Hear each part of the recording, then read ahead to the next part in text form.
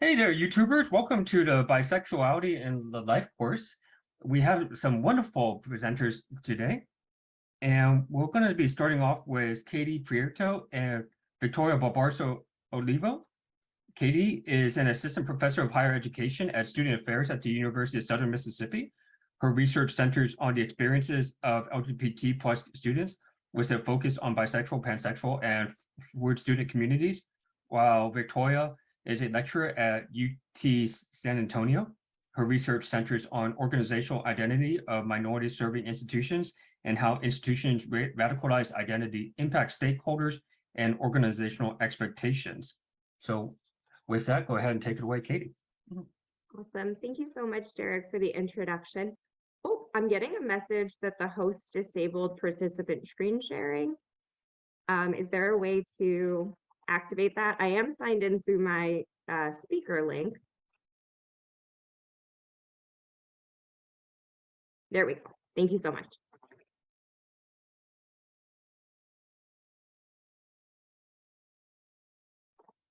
All right, so welcome. This is We Don't Do That, Negotiating Professionalism as Bisexual Plus Graduate Students.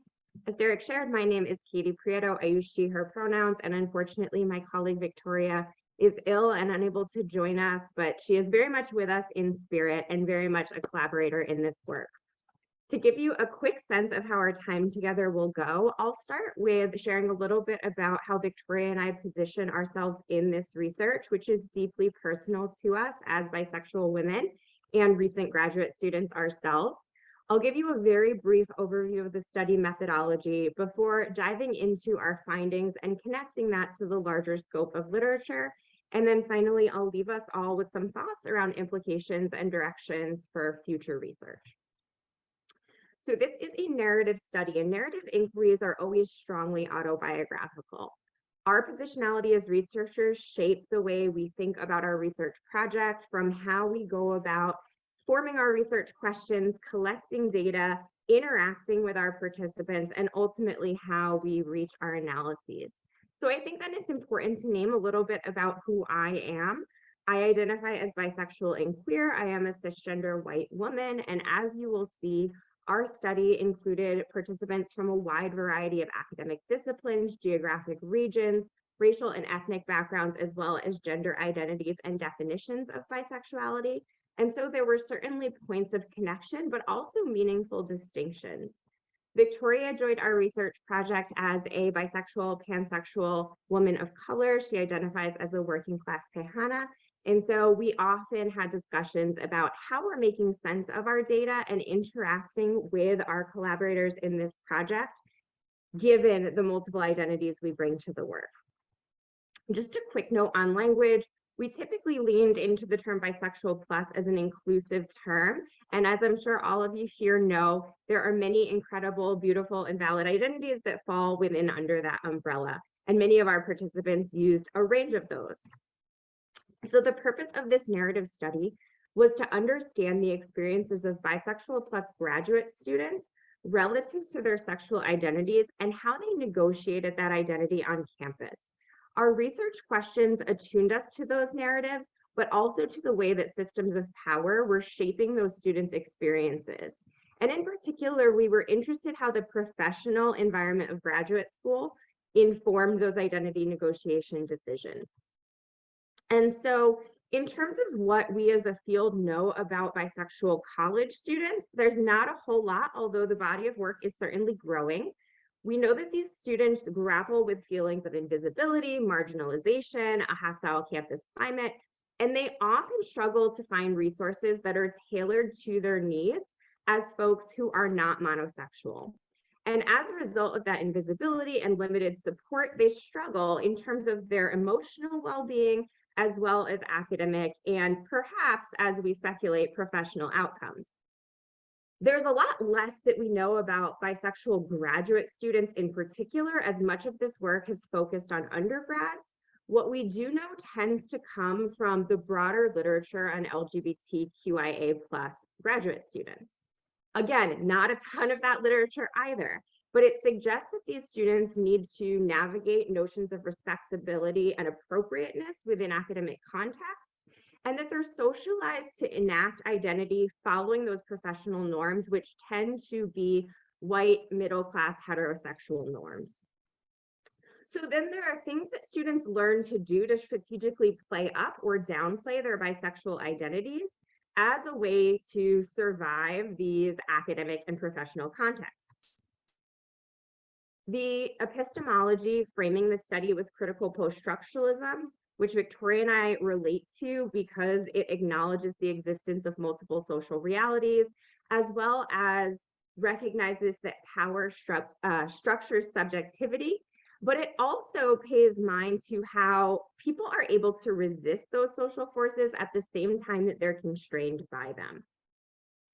The theoretical framework for the study, which was queer theory, I'm not going to get into this in detail, but it was important for us to choose a framework that would illuminate the ways that identities are performatively enacted, that bisexual people are often erased in this liminal space wherein bisexual identities are rendered invisible because the assumption is if you look queer, you're probably gay or lesbian. If you don't, you're probably straight. And we also wanted to pay some attention to normativity, which put pressure on students to behave not always in heteronormative ways, but certainly in ways that aligned with a respectable, acceptable notion of queerness, in which bisexuality often did not fit. And so this was a narrative study which was selected because the methodology honors participant stories and allows for the analysis of social structures. We had 14 amazing bisexual grad students who participated in the study. We engaged them in 2 one-on-one interviews, and in between they had a creative activity which allowed them to draw or journal and privately reflect on how their bisexuality showed up in the workplace and on campus. Thematic, dialogic, and performance, as well as deconstructive analyses, allowed us to arrive at findings which clustered into 2 main buckets, which I'll touch upon in a moment. But first, I just wanted to emphasize that, as I mentioned, we had a really diverse and wonderful sample of students who engaged with us in really meaningful ways, and I just want to take a moment to express my gratitude to them. So findings. Findings clustered into a bisexual erasure in academic context category, as well as constructions of professionalism in higher education settings. So let's go a little deeper into what that looked like. So students were socialized professionally in graduate school to keep their sexuality, and in particular, their bisexual plus identities, quiet. They didn't see those identities represented, and it sent the message that they really weren't welcome in this context. So as we hear Max say, sharing my pansexual identity would be weird in a work environment. Conversely, students sought out ways that they could appropriately share their identities. As Nix here mentioned, I use the term queer to acknowledge my bisexuality, even if I'm not literally looking at my students being like, yeah, I'm bisexual. And they wanted to say that if it was relevant to the class, they wouldn't hide it. Students, particularly women students or non-binary, gender fluid in the case of Nix students, were really concerned about sharing their bisexuality in classroom context in particular because they feared being sexualized by their male students, many of whom were relatively close in age to them. And finally, students lamented the absence of bisexuality in the curriculum or in conversations. So as Olivia shared, and this is echoed by other participants as well, even when queerness showed up, like in discussions of queer theory, the conversations tended to default to conversations around gay and lesbian people. Olivia says, it's just not ever brought up that there's other people that exist. And so as a consequence or related to this erasure, students felt a particular pressure, again, to keep that part of themselves hidden or at least downplayed. They were dealing with a lot of professional pressures. So as Della shares here, sometimes when you talk about sexual orientation, it feels like you're being crass and talking about sex and your sex life. Like, that's not professional. We don't do that. We don't talk about sex or our relationships. But as Della goes on to share, if a straight person talks about their sexuality or their partner, we don't necessarily think about it in an inappropriate way. But really important for the study, and something I wish I had more time to discuss with you in detail, was that our students found beautiful ways to reimagine what professionalism could look like in a very queer bisexual context. So I love this quote from Sasha, who says, "I'm very, very freaking queer when I'm at work." And they go on to talk about how this was so important to them because it allowed her students to see her not necessarily as a mentor, but someone who's very unapologetic in their queerness. And then they go on to say, at the same time, professional, getting shit done. So here we see that both of these truths can happen simultaneously. I can be great at my job and I can show up unapologetically bi. So what does this tell us then? It suggests that bisexual plus graduate students can't show up in most campus environments as complex, nuanced people, and we know that that is incredibly painful. This was particularly pronounced for the students of color and or trans spectrum students in the study who are grappling with many different dimensions of oppression on campus. Our co-researchers also downplayed their bisexuality very intentionally, but would gladly share it when they felt like they were welcome to do so, and they were really hopeful to find those places. Unfortunately, in the STEM fields in particular, sexuality was markedly unwelcome. And then finally, this ability to strategically negotiate their identity allows for agency and resistance. So then implications for practice. And these really come directly from the co-researcher participants themselves. We need curricula that's inclusive and representative of the range of bi+ identities and in affirming ways. We also need more mentorship that is graduate student specific and discipline based that will help students understand how to navigate these tensions and show up as their whole selves in a way that is safe for them to do.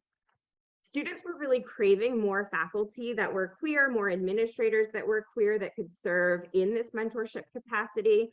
And for those who are cis and straight, there's really a need for more training on LGBTQIA+ topics broadly. And lastly, grad students need funding, and I could certainly speak to that from experience.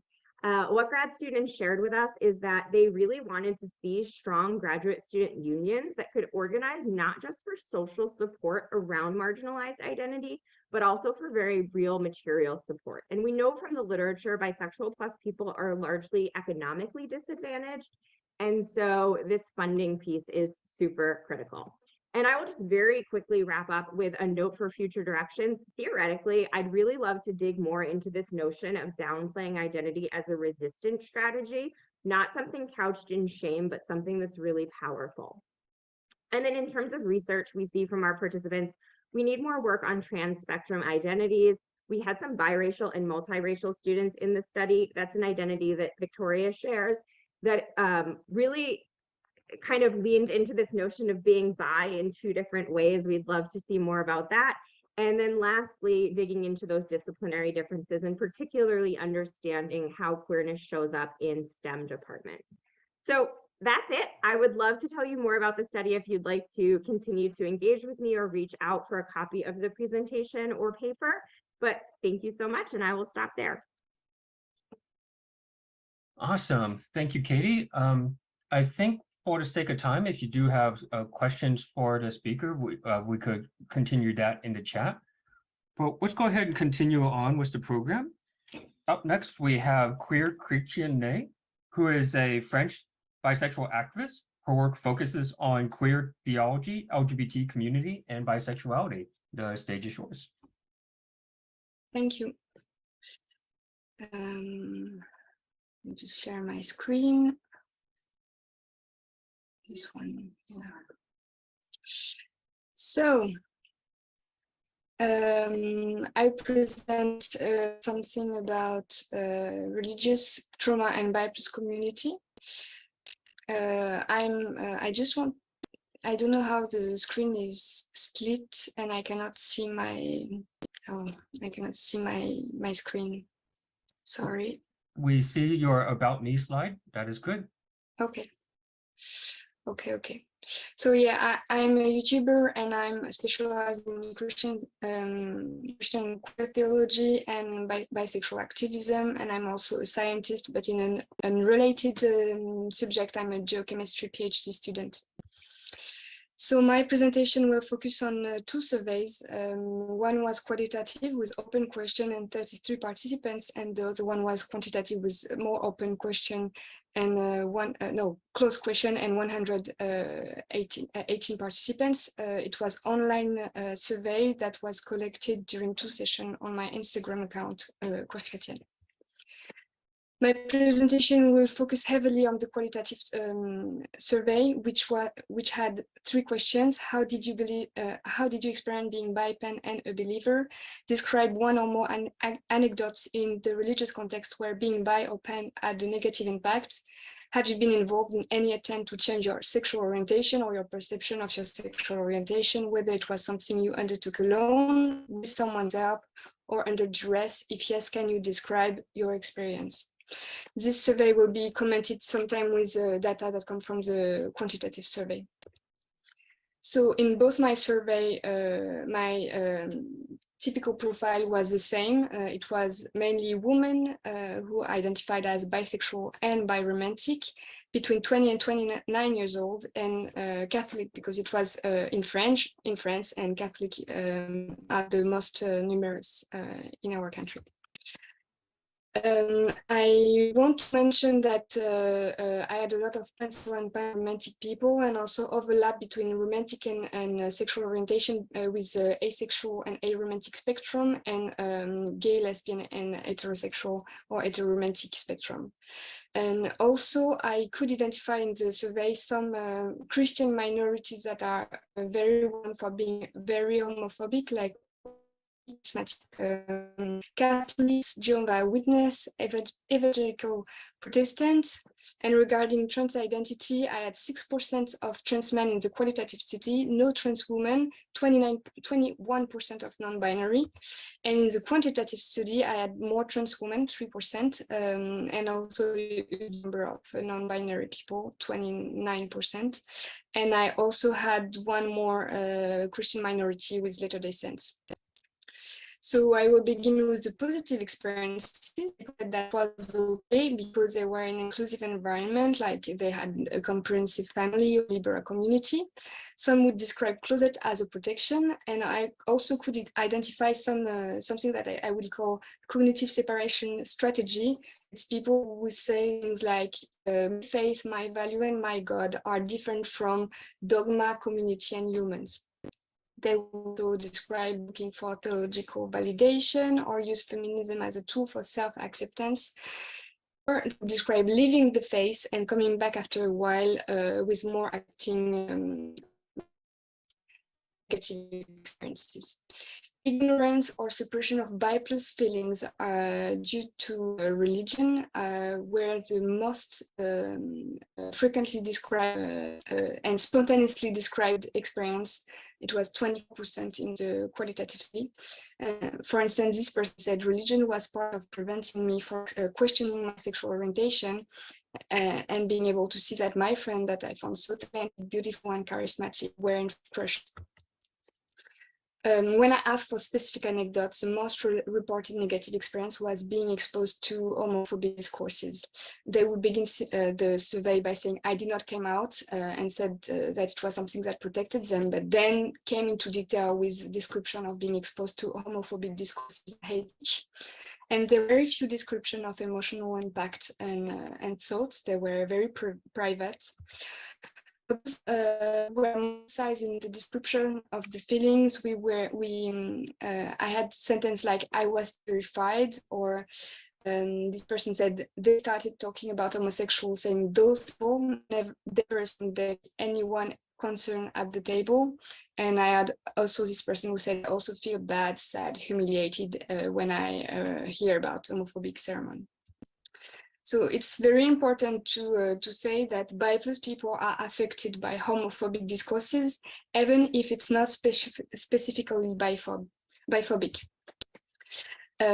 Also, if some people said that the closet was some time, some it as negative experiences when they had to choose the closet for an extensive period of time. This person said, it's a burden because I know full well that my religion is LGBTQA plus phob, and I had to be hide. I cannot read the end, but hiding. I will compare with what I found in the quantitative study. 28% stayed more than 5 years in the closet in their religious congregation, while being fully aware that they were bisexual or pansexual, etc. And only 4% were out in way, 8 totally in the closet in all aspects of their lives. So now we'll talk about bi plus related discrimination specifically, because if most of them were not out, when they would come out, they would face hostility directly. Traditionalist Catholics are even more upset about the bi pen, because we would be in the good. We have the choice to be in the good by living a part of our sexuality according to them. They were also pressured to choose the right side. This person said, my mother had asked me to promise her that I ended up and she added that anyway I could sleep otherwise. And there were also description of denying the bi plus orientation, like pretending bi plus orientation doesn't exist, or that it is a cry for attention, or that the participant is in fact a repressed lesbian. Now I will compare what I found in the small group with open question and in the larger survey with closed question.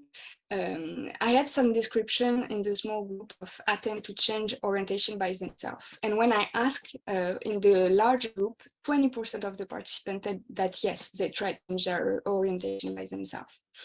The method used and described in the small group was prayer and in connection with God, and asked specifically in the group, 61% used this method. I had also description of pursuing a heterosexual relationship, and in my larger survey, 63% of people who tried to change by themselves used the intentional building of heterosexual relationship. Now, speaking about conversion therapy, I had no description in the small group of attending conversion therapy, but I have description of receiving pamphlets about conversion therapy. So I asked this in the larger group, and I had 7% who were asked to enter in conversion therapy but declined, 4% who were forced into conversion therapy, and 1% were asked and accepted conversion therapy. The method used were prayer, exorcism, psychotherapy, and building a heterosexual relationship.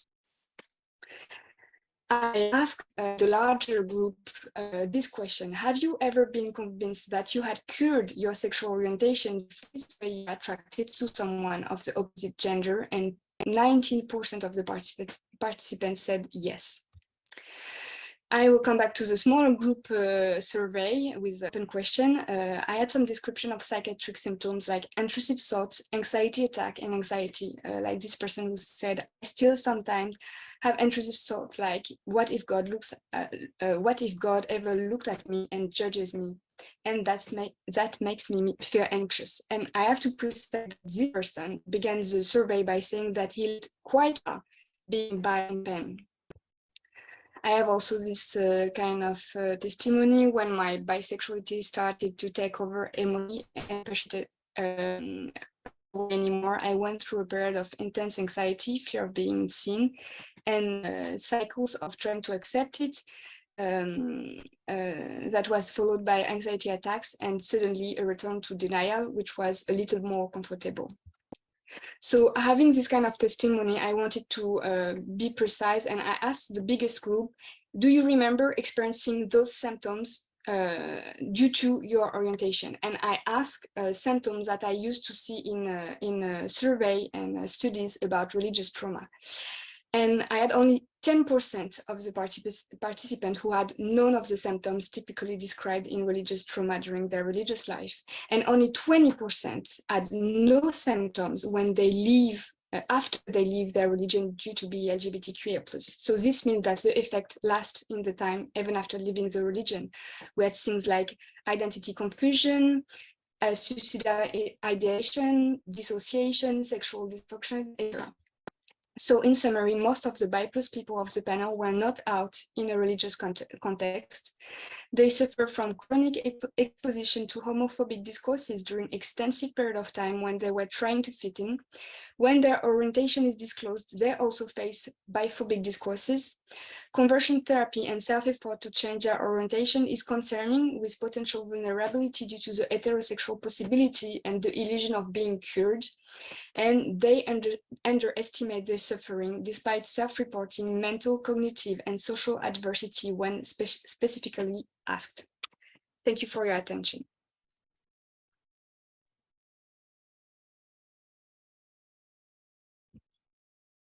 Awesome. Thank you for that, and the reminders that a religious context and homophobia still do exist in our lives. If you have questions for the speaker, please put them in the Zoom chat. Meanwhile, I am compulsively allowing the speakers to have equal time.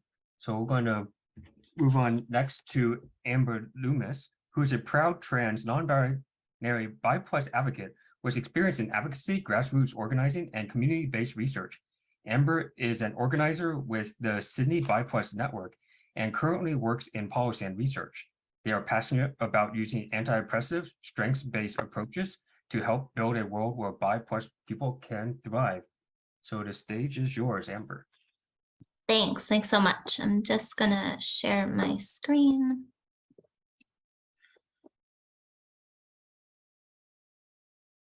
And hopefully you can see that.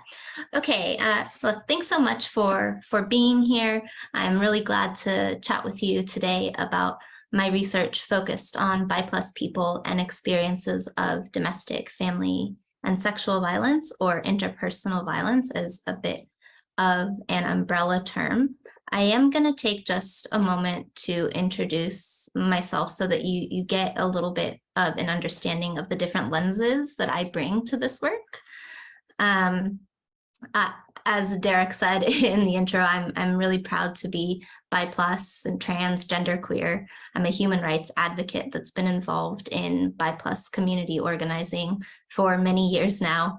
I have lots of experience working in interpersonal violence prevention and response in both community and university sectors. My family from my maternal side is from the Sami diaspora, and that's the First Nations folks. My family is particularly from what's now known as Sweden, and I'm also a survivor. And so all of these different parts of myself have really significantly influenced how I approach this work. Although they are not here with us today, I do want to give a big thanks to Jen Power, who is my supervisor, and Andrea, who is my co-supervisor. They've been such incredible sources of support throughout this project. I also want to take a moment to just acknowledge that I'm situated on the lands of the Watamatagal clan of the Darug Nation in so-called Sydney, Australia. These lands where this research has taken place, has unfolded, have been stolen, never ceded, and responding to this colonization and the ongoing impacts of colonization intersect so significantly with this area of research. So I'm not actually going to spend too much time here on what bi+ actually means, given the conference that we're all in together and the discussions that are being had throughout this conference. But I do want to ground us in a bit of a shared understanding of what bi+ and broader understandings of multi-gender attraction have meant for this project. As an overview, we use bi+ as an umbrella term to describe people with attraction to more than one gender. It can include a beautiful diversity of labels, some of which are up on that slide. It's important to note, though, that not everyone uses a label. Some folks use more than one label. And some folks use language that's outside of westernized understandings of sexuality to describe themselves and their experiences. So for this project, we used community-based expansive understandings of BI+ in our recruitment. So essentially what this has meant is that anyone who experienced attraction to more than one gender in any way, to any degree, and also met our other selection criteria were eligible to participate. So moving into what we actually know about BI+ people's experiences of domestic, family, and sexual violence, I can say at the outset that literature focused specifically on BI+ experiences in this space is relatively limited. However, what we do see of the available literature globally is that bisexual and pansexual people are disproportionately affected by domestic, family, and sexual violence compared to gay, lesbian, and straight counterparts. I do think that it's important to mention that these rates can change a bit depending on whether we are looking at lifetime prevalence or prevalence in the past 12 months, for example. It can change a bit depending on what the definition of violence is that's being used in research. And it can even change depending on who we're including or excluding in the sample. I also want to highlight that there is some exploratory research which talks about the impact of biphobic stereotypes. So, for example, the hypersexualization of bisexual women and how this contributes to victimization.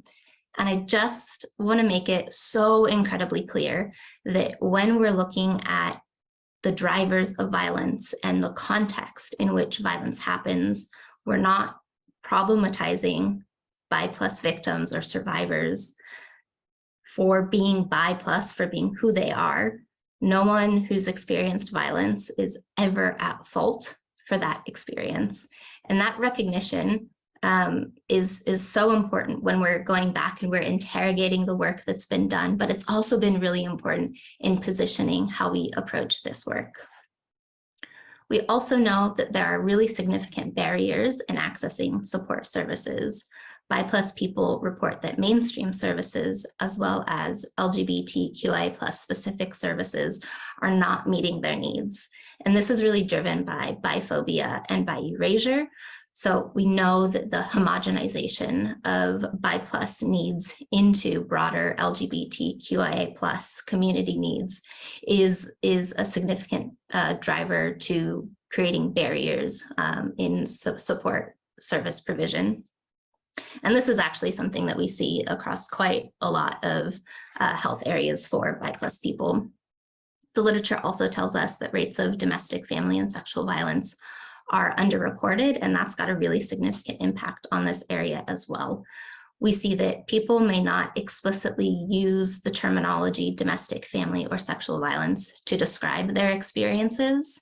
And we also know that these are all topics that in many cultures all around the world, it's swept under the rug. These things are really difficult to talk about.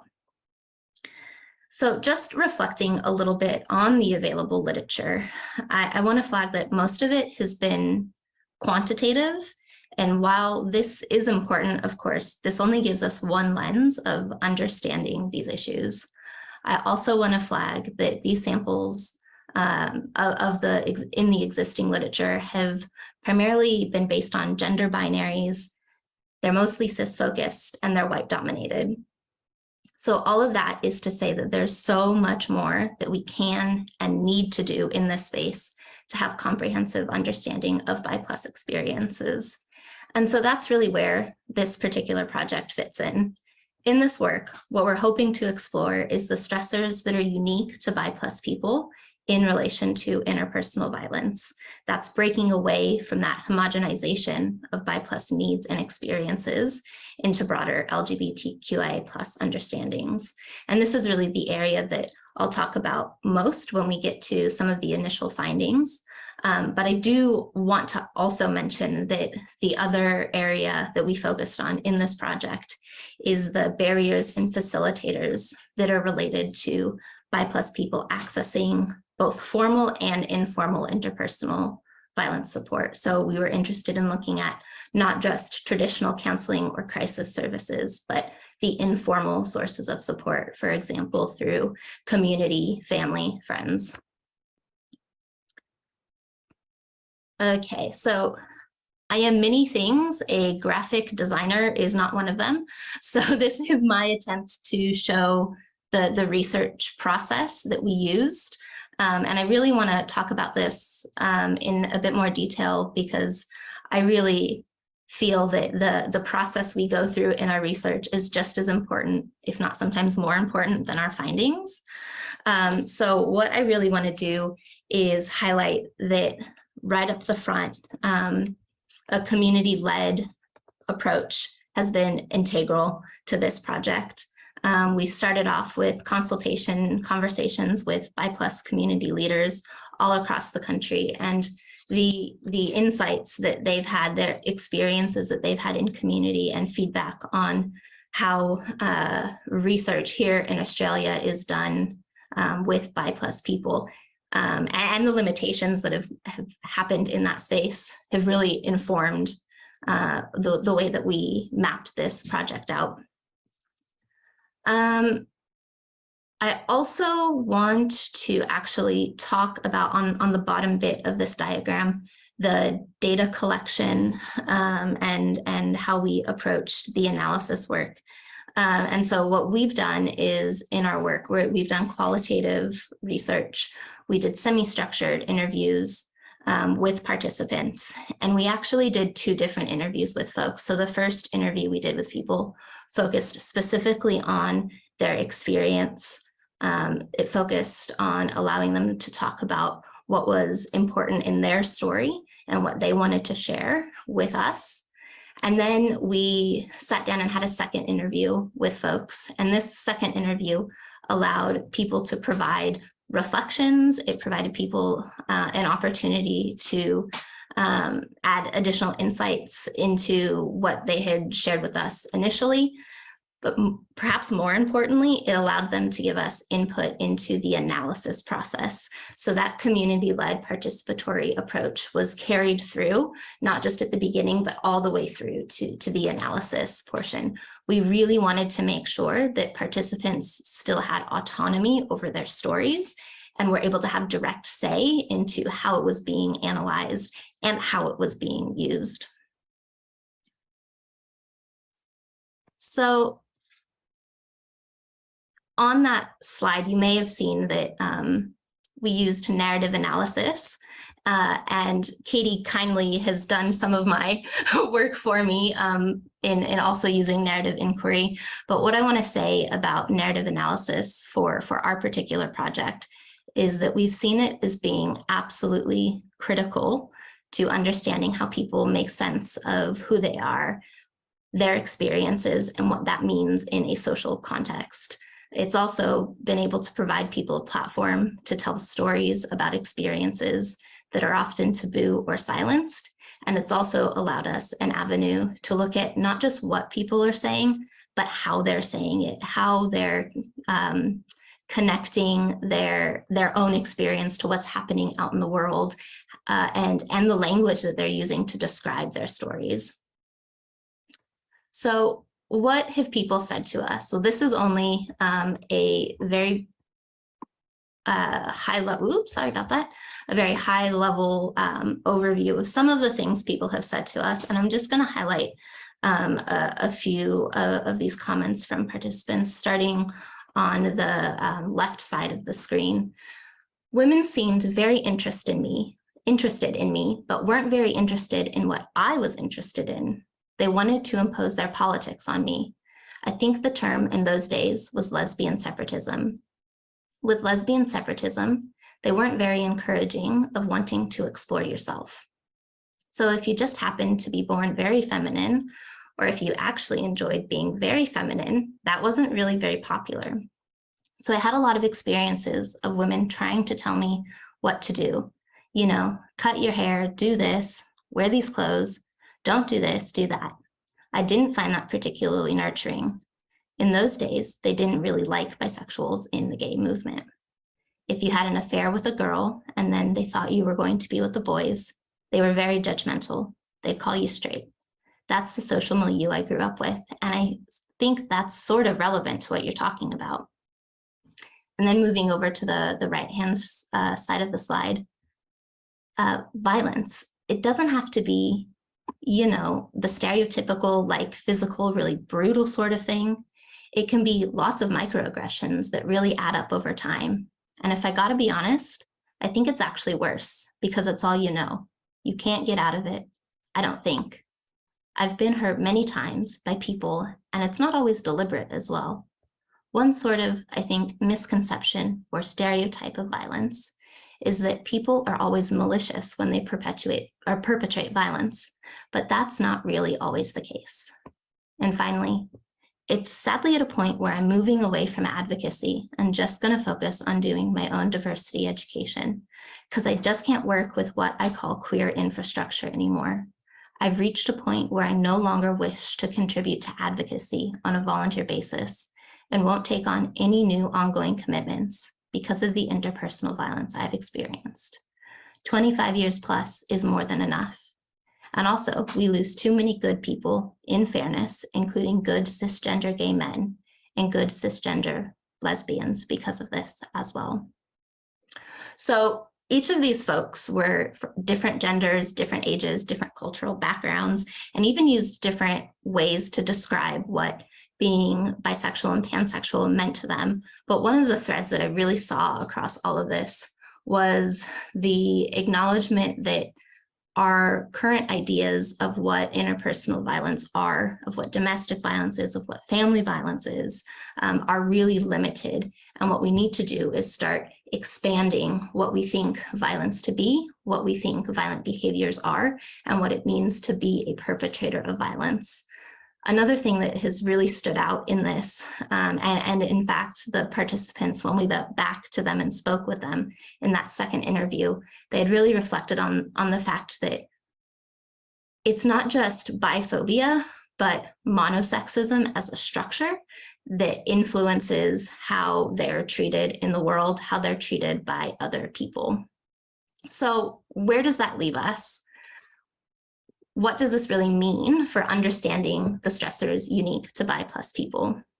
So we've taken the findings, the data from our participants, and are putting it into a socio-ecological model, which really is a way of understanding interpersonal violence, of looking at individual, relationship, community, and societal factors, and the complex interplay between all of those, and looking at how the experiences of bi+ people fit into that model and what needs to be adapted. So it's a model that truly is by and for and inclusive of bi+ people. So the diagram that's on the right is from a resource that's been developed here in Australia called Pride and Prevention. And they've started doing this. They've started taking specific LGBTIQ+ experiences and putting that into some form of a socio-ecological model. And really what's next for me in this project is to build a bi+ specific model from our data. So I've got a paper focused on that coming out here very soon, which I'm quite excited about. And really being able to not just show the visibility of bi+ people in this work, because that's only one part of the story. It's also showing how the world needs to change and what we need to shift in our relationships and our communities and at a societal level to really make the world safe for bi+ people. So some of the challenges and opportunities in this work, I think one of the things that was particularly challenging came about in discussing language, the language that we have for ourselves and our experiences. And some of that comes back to what I was mentioning a bit at the start around our understandings of violence and not necessarily labeling them as domestic, sexual, or family violence. I also have to say COVID made this project particularly challenging. We were doing all of these interviews via Zoom, which really gave us the opportunity to connect with so many more people, but it also meant we had to be really mindful that people were in their homes, that people, maybe in homes where it was unsafe. And so there were quite a bit of trauma-informed safety checks we had to build into the project. And really, these are just difficult conversations. Again, as I said at the start, these are topics that are really taboo. They get pushed under the rug. Even within community, we don't often talk about them. And so this project really provides an opportunity for for us to help grow frameworks and understandings of gender-based violence, and really shine a light on these particular topics to change the course of life for bi+ people, so we can be safe. And I'll go ahead and stop there.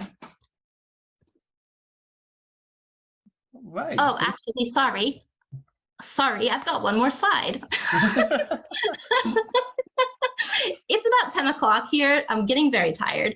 I just want to say one last thing. If you want to keep up with the work, you can find us online at bi+relationships.com, or you can find me on Twitter, just Amber D. Loomis. That's where I am. Okay, now I'm finished. Sorry. No worries. It's good to build up the networking, and definitely want to always advertise your own work here. Thank you, Amber. Thank you to all the speakers for meeting with us. We just literally had huge extreme time zone differences between all three speakers right now, but we happen to be 10 minutes ahead of schedule. So people in the audience, if you have questions, feel free to ask via chat or just simply unmute.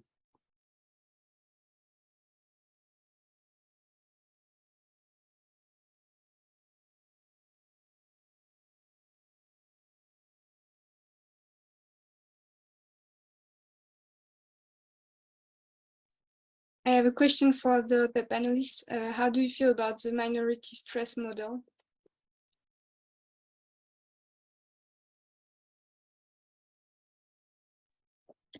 I might jump in on that as a start. I think the minority stress model is interesting. I think that there are some critiques that are really important around the model. And I think some of the critiques that I've seen are that it actually, in its initial conception, didn't adequately include bisexuality. And so I think putting an intersectional lens on the minority stress model is something that's really needed. Yeah, I jumped in there. I've got more thoughts on that, but curious to hear if Katie has any reflections. I mean, I agree with what you've shared. I will be honest, I'm not overwhelmingly familiar with the model. It's not something I use in my own work. But one thing I want to highlight, and Amber, I feel like I heard you say some similar things in your presentation, which I really appreciated. You know, sometimes when we focus on things like stress, biphobia, all of these are important. We need to have the conversation. But in my own work, one of the things that Victoria and I have been trying to do more is focus on joy, strengths, etc. And so one of the critiques of the model I've heard is that it can overemphasize the stress side and not the resilience side. And so that's one thing I would just simply say is I'd love to see more work that emphasizes the strengths and joys that bi+ folks are bringing.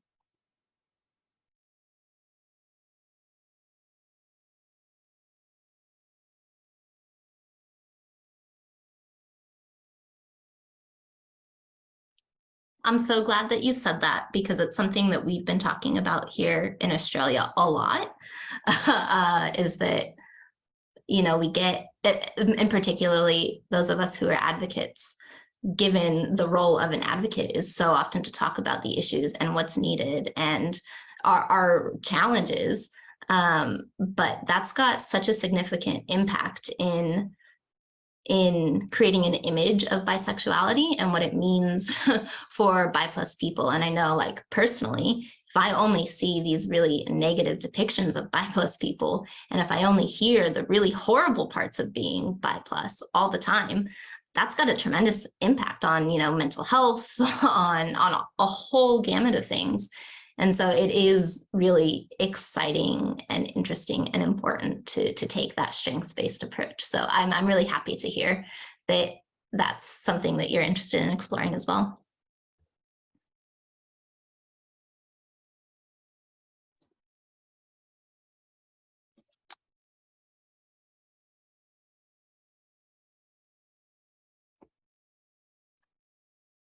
In the chat, Greg brought up something I'm not as familiar with, called a bisexual. So maybe I'll throw that question out to the group. Another thing that Victoria and I have been grappling with a lot around terminology are umbrella words to capture all of these amazing and unique sexualities. And so we've used bi plus, we've thought about plurisexual. I'm just curious what others on the call, panelists and attendees, think about umbrella terms, and if there's any that tend to resonate with you more so than others. Particularly for folks who don't have bisexuality as their primary identity label. So like for pan folks, for example, does the term bi plus feel like an erasure, or is it useful? Just throwing that out there. It's a big question.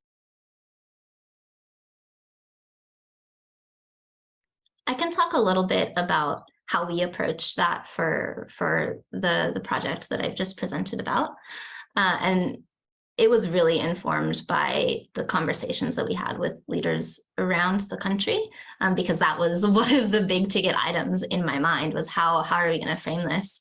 And what we ended up landing on was a couple of things. Firstly, different versions of recruitment material, tweaking that language, making sure that we, in the imagery we weren't just including the pink, purple, blue bisexual flag, but also including a pan flag, a polysexual flag, an omnisexual flag, and making sure that that was represented across our material.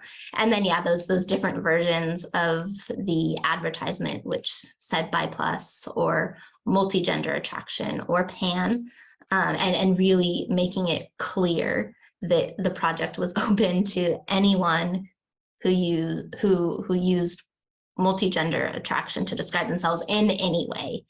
And then in the expression of interest form that we had that went along with that, we had a free text box to let people describe and really just self-identify that way, and got a lot of really positive feedback on that approach. So I think it's something that we'll continue to do. For myself, I wanted to add all the possibilities in my survey, and it's not something I could develop here because we had a short time for presentation, but I was amazed by all the overlapping and the way people would describe themselves. And I know that, like, I don't know for you, but in France, we had a few discourse about it's the same thing, why we don't use one word and so on. And for me, it's like I'm full for self-identification. It's one of the major issues with bisexuality, because we need to self-identify because we are moving, it's very fluid. So like, I just want to respect people. And I'm not specialized in, there is some study who say, okay, what are the profile of pansexual people and omnisexual? It's not my specialty. I just want to respect everybody. And I think we are living in a time where labels are important and should be respected, especially for people like us who study this kind of topic. We cannot just say, okay, I'm a scientist, I will only study people who are behavioral bisexual or this or that. Just respect people. It's basic respect. All right, all. I wish to once again thanks to the speakers for their time and their expertise. We'll continue right along.